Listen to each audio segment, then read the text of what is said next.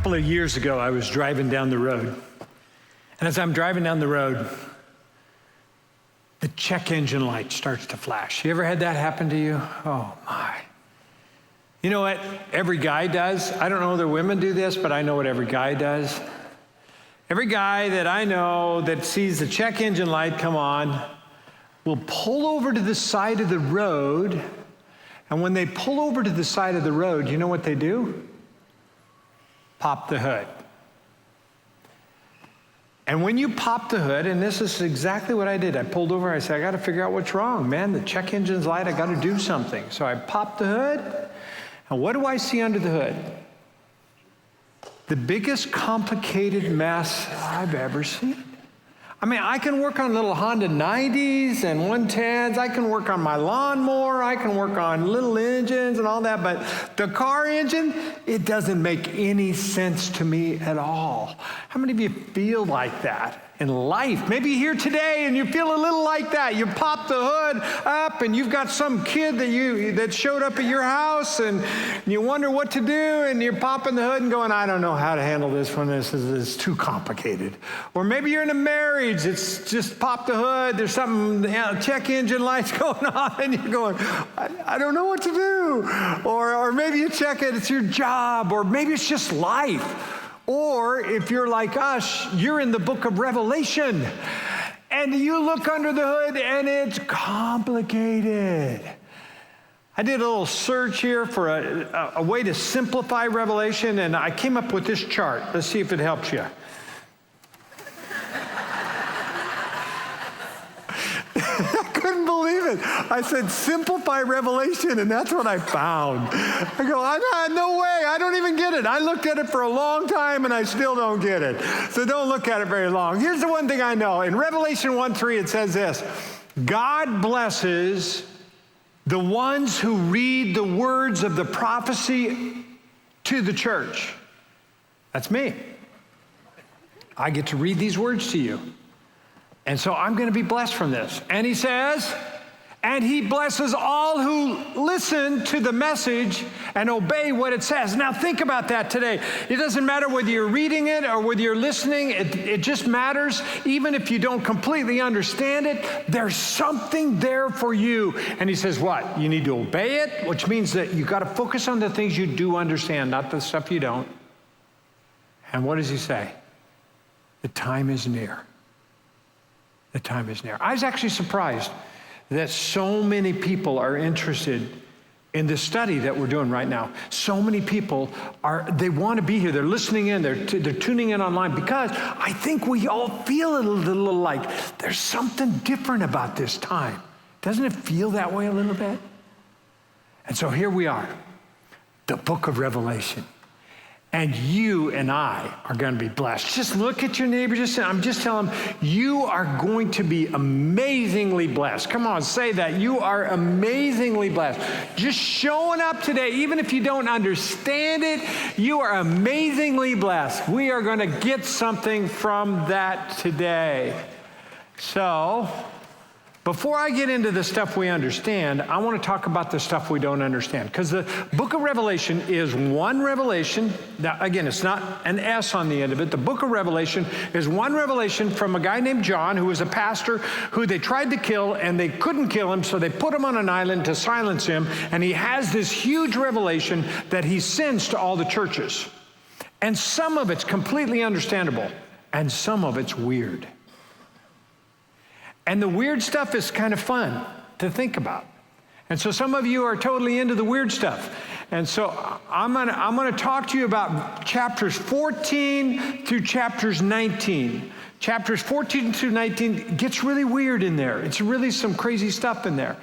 Beasts and dragons and babies and eating and flames and weird stuff. Bowls and trumpets and vials, all that sort of stuff. So I thought it'd be fun for us to ask some big questions that we're asking. So pull out your Gold Creek app. This is a chance for you to vote on one of these questions I'm going to answer in the 4 through 19. And it's if you're new with us here today, there's a Gold Creek app. Just download it. Our Wi-Fi is free. And if you go to the Gold Creek app, you open up the Gold Creek app, there's a poll on there, and right now you get to vote on which question that I will answer for you today in the messy parts of the book.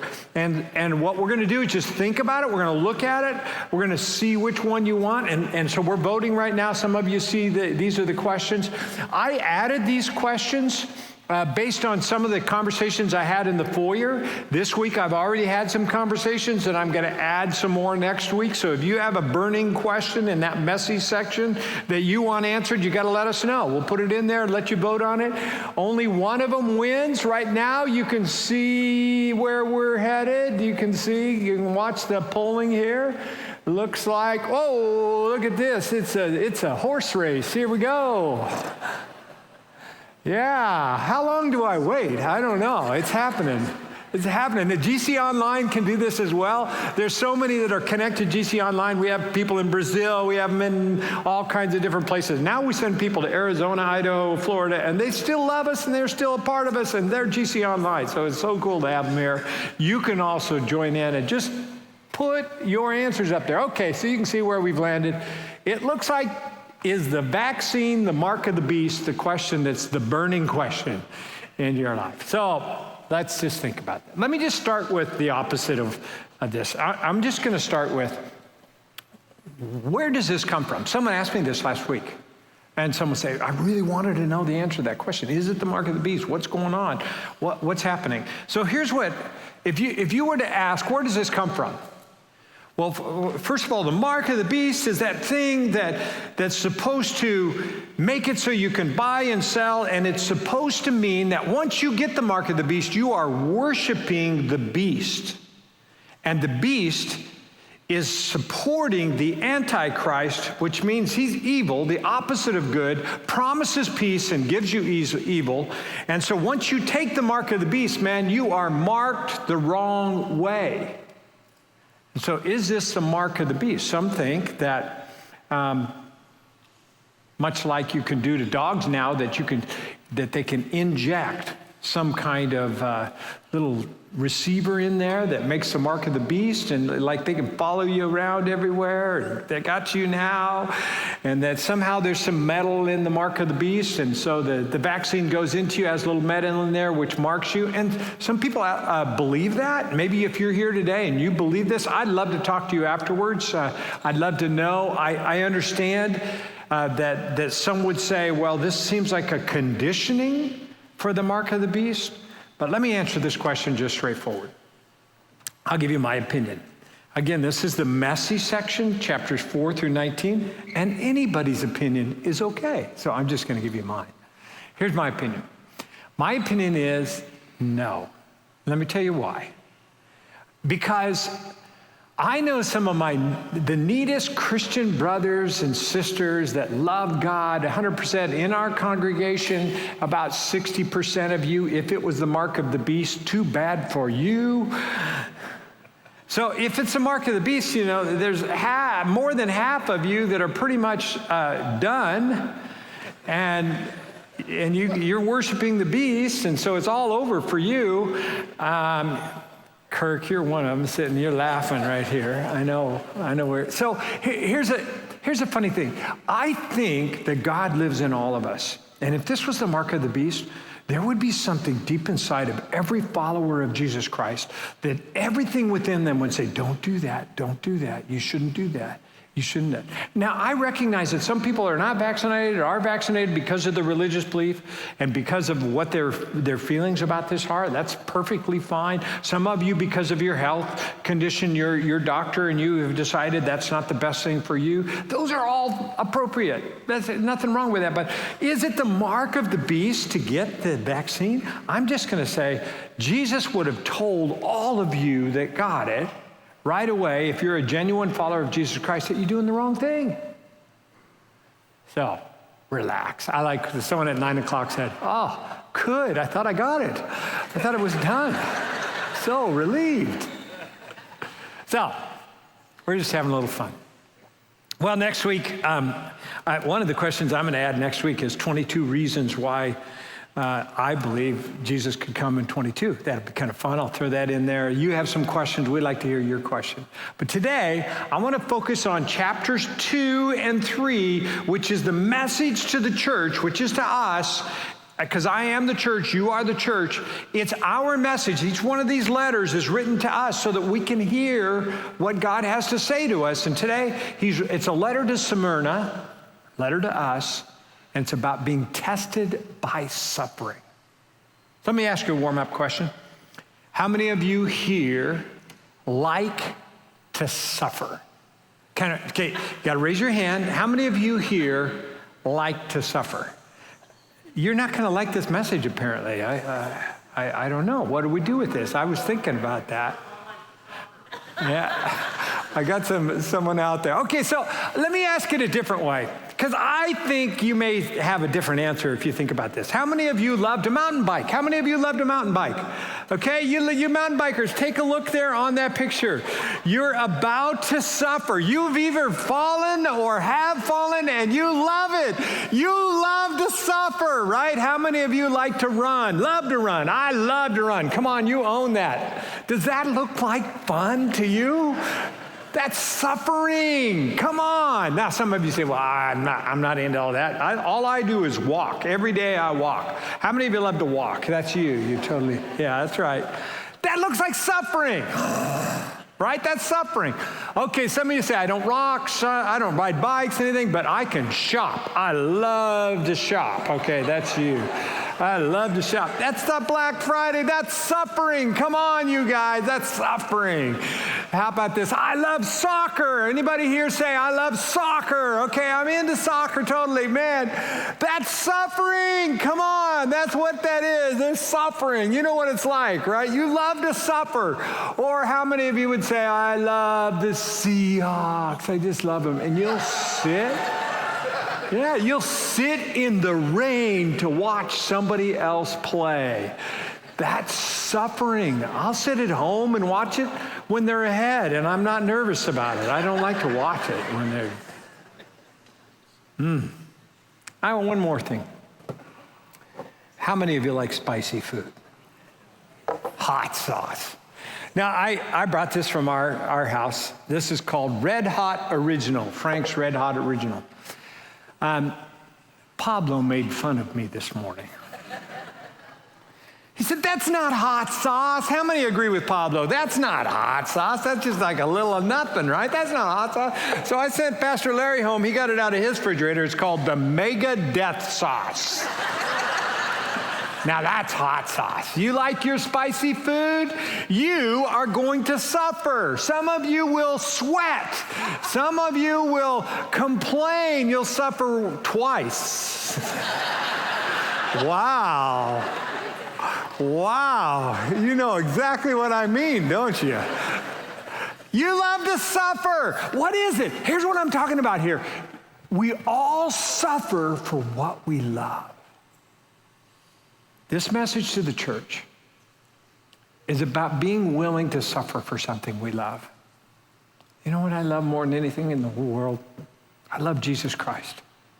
Because of what he has done for me and how much he means to me, I love him. I love him. And I'm willing to suffer for him. And we're going to be tested by suffering. And I'm going to give you two messages today. I want you to get it. If you don't get anything else, at the end of the message, this is what I want you to hear. I want you to be fearless, be fearless and faithful. Fearless and faithful. That's where we're going. We're digging in today in Revelation chapter 2, verses 8.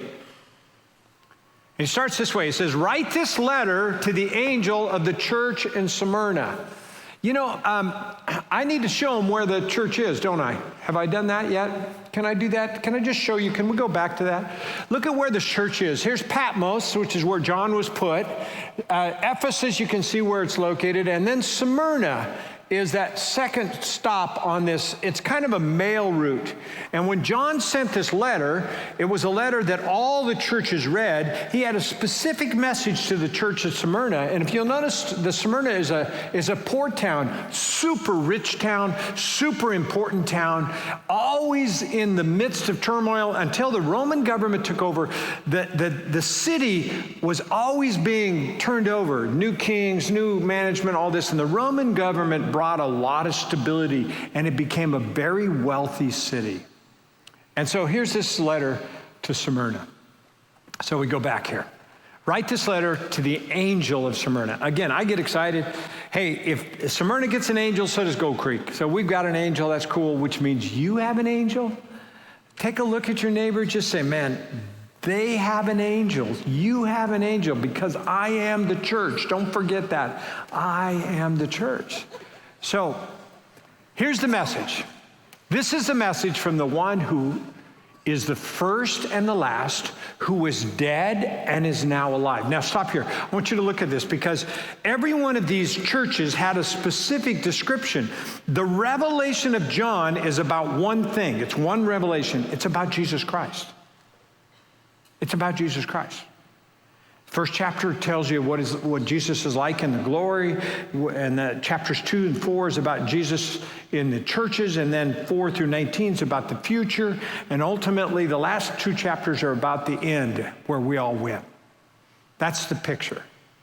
So here's this message to this church that is a message about suffering. He's the first and the last, who was dead and is now alive. Why is that important?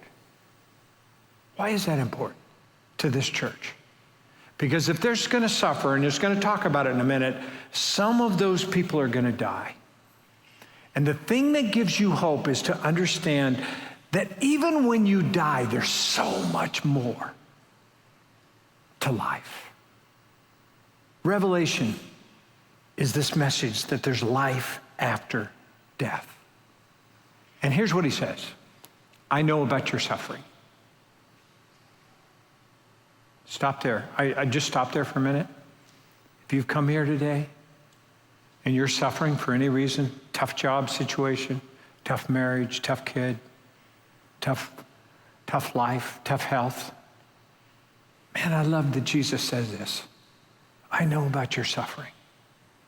I know about your suffering. If you don't understand that, you have missed how much you should love God, because God knows what's going on in your life. The second thing he says is, I know about your poverty. He says, I saw you at the restaurant when you put that card in and it came back rejected. I know about your poverty. I know about your poverty. Now, I want you to understand this, because if you don't understand this, you're not going to get the rest of this letter. They were very, very poor in a very rich city for one reason. This city had become the center of emperor worship. A lot of cities competed for emperor worship, but this became the city that they built a temple for the emperor, and they required. And from Domitian, the Emperor Domitian on, it was compulsory. You had to worship the emperor. And this rich city made it compulsory, and you could not buy or sell unless you worshiped the emperor. How did they do it?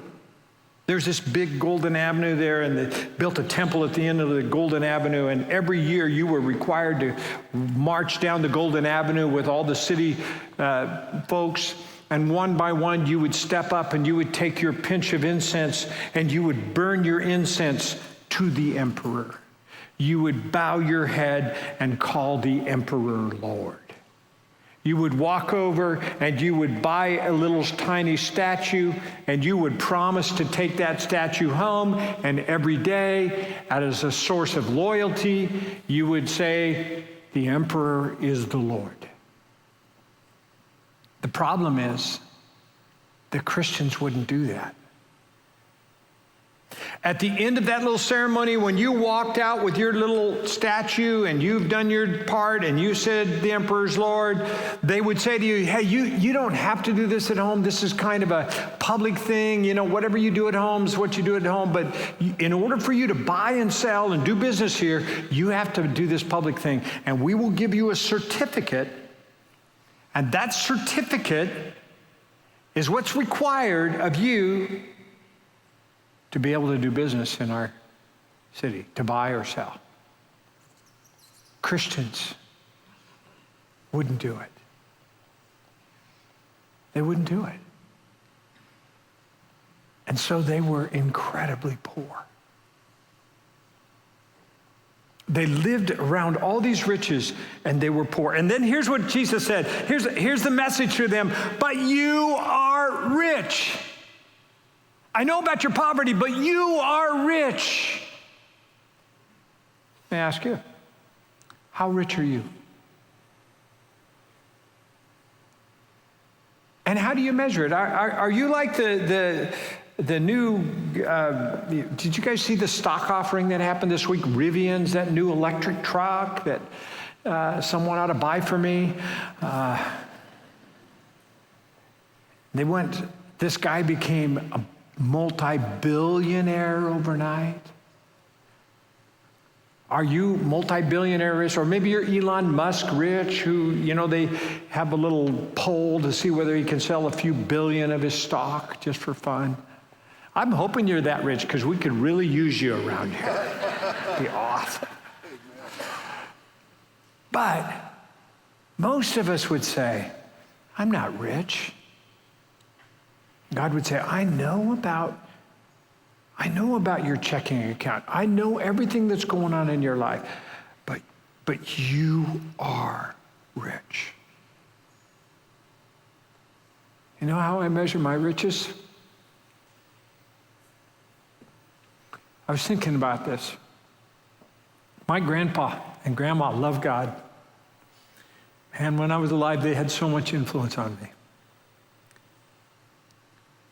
My dad and my mom love God. I love God, and my wife loves God. Our kids love God. Their spouses love God. Their kids love God. I'm so stinking rich. How about you?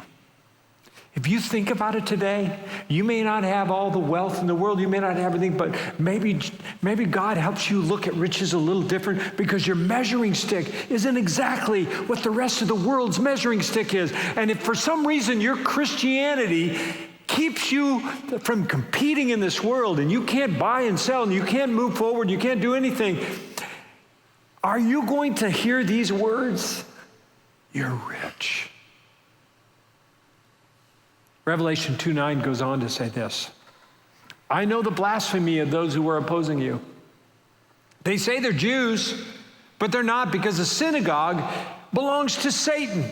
There's these religious zealots, these Jewish people who are actually very religious people that couldn't stand that Christians wouldn't conform like they did to the Roman worship. See, the Jewish synagogue encouraged all their people to get along, to go along, to give into the culture, to do whatever it took. And now because these religious zealots don't like that these won't do it, they're intolerant. He says it another way, you're hated.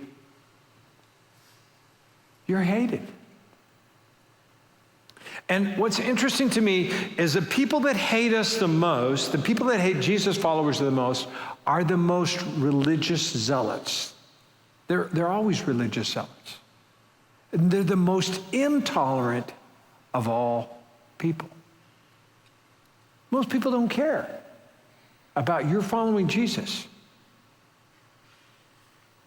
Every once in a while, in these last few years, we as a church have gotten in the news for different things that we've done in the community, different cool things that have happened. Just down through the years, we've had an impact in our community, and we make the news. Every time we make the news, we can count on a couple things.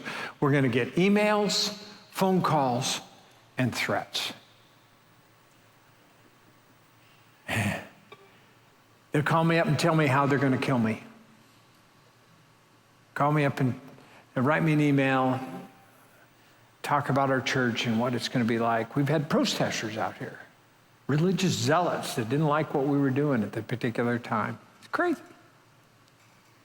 You're going to be hated. In other words, if you follow Jesus Christ, there really is an enemy that doesn't like it that you are really adhering to Christ, that just because the culture wants you to go this way, and you know what it means to follow Jesus is this way, and you're not going to go along just to get along, that is something that's very different in our culture.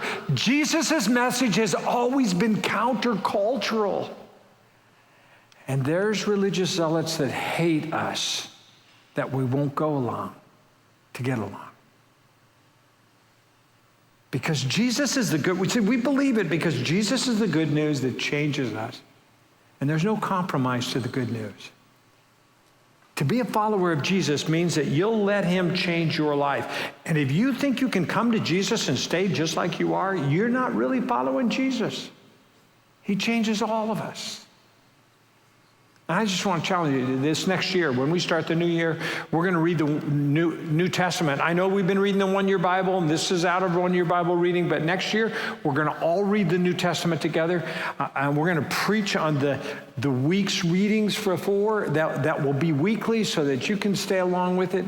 And I'm just convinced more and more that we need some stability and some truth to anchor ourselves on.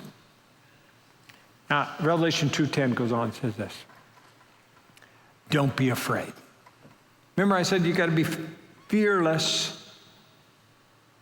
It says, don't be afraid of what you're about to suffer. The devil will throw some of you into prison to test you. What a message. Can you imagine getting that message saying, man, I was feeling pretty good till today. Prison? Really? Are we ready for this? You know what he's saying? You're not afraid. You're fearless. I know what fear creeps in. All of us, we all get a little afraid of what our culture's doing and whether we're going to be canceled or pushed or this and that. And we're all afraid. Sometimes we're afraid to admit we're followers of Jesus. And somehow in this port city of Seattle where there's all this pressure and maybe eventually it's going to affect us financially. Maybe eventually it's going to affect us as a church. Maybe eventually it will affect us by putting us in jail. But we're fearless. In fact, say that out loud. I'm not afraid. Come on, say it. I'm not afraid. I'm not afraid. No, really we are afraid. It's just that God gives us courage to step into our fear. Revelation 2:10 goes on and says, you will suffer for 10 days. I'm glad he says this because 10 days doesn't seem too long. I don't know exactly what he means by that 10 days. A lot of people have different opinions, but what I like is that there's a limit. There's a beginning and an end. And he says, but if you remain faithful, even when you're facing death, I'm going to give you the crown of life. Can I say this again? We all suffer for what we love. When you love Jesus, he's worth suffering for. And he even says this, you may die, but in the end, you're going to win the crown of life. That's the good news. In fact, that's exactly what happened in that day. In the emperor worship, they used to have big festivals where they would do all this, and Christians became a part of the entertainment. They would bring Christians in and they would feed them to the animals. They would put them in with the gladiators. They found all kinds of interesting ways to kill them. But here's an interesting thing. One of the first recorded historical stories of a martyr was a martyr named Polycarp. And Polycarp is this guy who was the pastor of the church of Smyrna. Amazingly enough, the followers of Jesus watched as their pastor was brought into this huge religious festival, and they were all ginned up, calling for Polycarp to be brought in to be forced to conform. And he was this super kind, loving, incredibly great example of a Christian in this community. And the story goes that the leader of this festival brought him in and carefully took him aside and said, all you have to do is say the words that Caesar is Lord. That's all you have to do. Caesar is Lord. And I'll let you go. Polycarp said, I've been following the Lord with all of my heart for all these years. Why would I ever say that Caesar is my Lord? He said, if you don't do this, I'm going to have to feed you to the animals. And his response is, bring the animals on, because why would I ever turn against the Savior who has done so much for me? I'm willing to suffer because of what I love. Ultimately, the crowd called for him to be burned at the stake. And they brought piles of wood in the middle of the arena as the crowd cheered. They offered to nail him to the stake, and he declined the nails because he said, I don't need a nail to stay in here. Suffering will only be for a little bit. And then they started up the fire, and the crazy thing, the followers and all of those in the arena, they wrote this up. They said about Polycarp that instead of smelling burning flesh, they smelled this sweet aroma. And apparently, he wasn't dying like they thought he should. So they stuck a spear in and killed him with a spear. Polycarp was an example. We're fearless and we're faithful.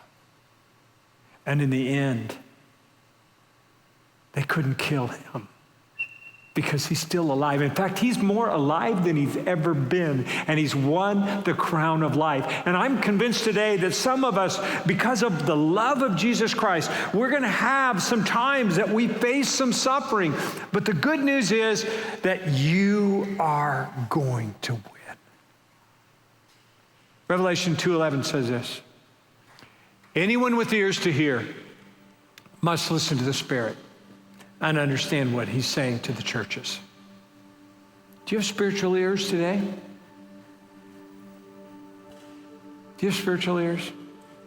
I hope you do, because I hope that you realize that those of us who are genuine followers of Jesus Christ we love God so much that we're willing to put up with some suffering.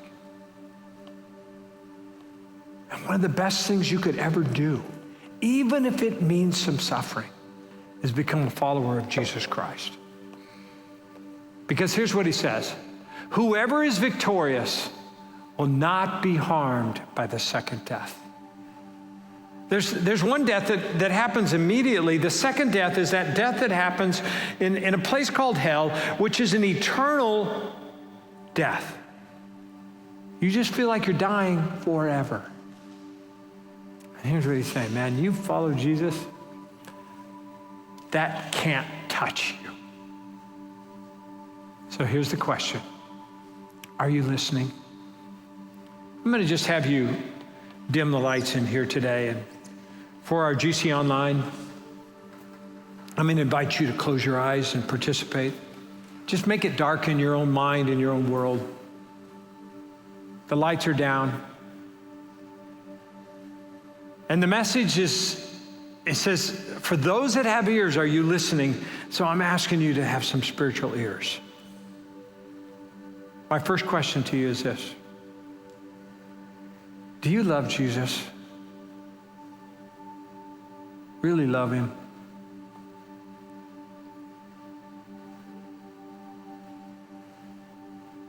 If you do, just tell him so. take a minute and tell him how much you do love him for what he's done for you. And if you don't, I want you to know he loves you and he would love to have a relationship with you. And this is a great place to start. Tell him you love him. Let him lead you.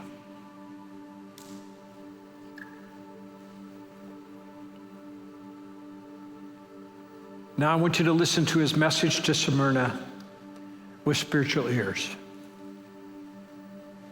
He said, you are rich.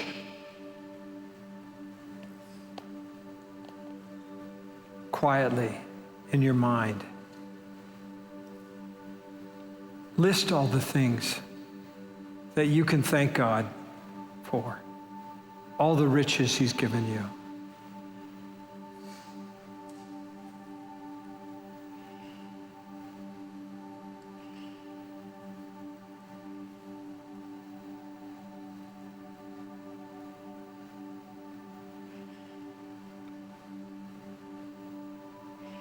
There's a second message. He said, you are hated.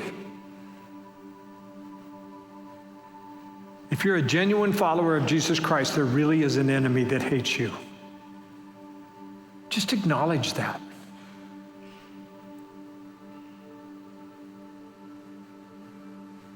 And if you know some people that genuinely hate you for following Jesus,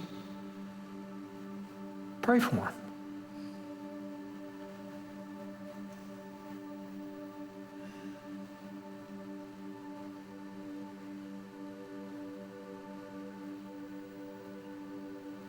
It's the third message.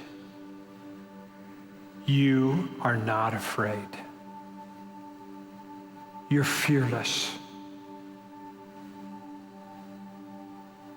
Ask God for courage to face whatever you're afraid of today.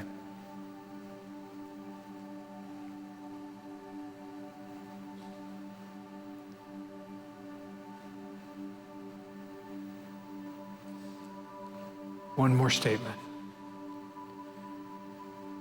You're going to win.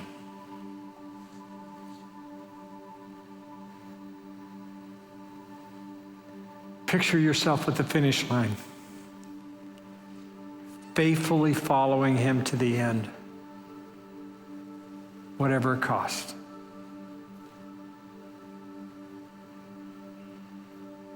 Picturing him placing on you the winner's crown. He's right there. You're faithful.